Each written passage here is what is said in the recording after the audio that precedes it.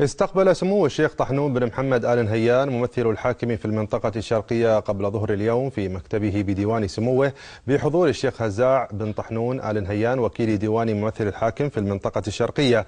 استقبل الدكتور مطر محمد النعيمي مدير عام بلدية مدينة العين وعددا من مديري القطاعات وكبار المسؤولين في بلدية العين. وهنأ مدير البلدية والمسؤولون سمو الشيخ طحنون بن محمد آل نهيان لتكريم سموه بوشاح صاحب السمو الشيخ محمد بن راشد آل مكتوم نائب رئيس الدولة رئيس مجلس الوزراء حاكم دبي، تقديرا للدور البارز الذي قام به في بناء ووضع اللبنات الأولى لصرح دولة الإمارات العربية المتحدة، ومساندة سموه المغفور له بإذن الله الشيخ زايد بن سلطان آل نهيان طيب الله ثراه في بناء الدولة وتعزيز أركانها.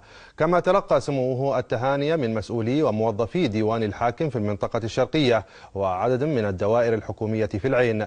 وأعرب سمو الشيخ طحنون بن محمد آل نهيان عن شكره وتقديره لهذه المشاعر الطيبة من قبل المسؤولين والموظفين في هذه المؤسسات.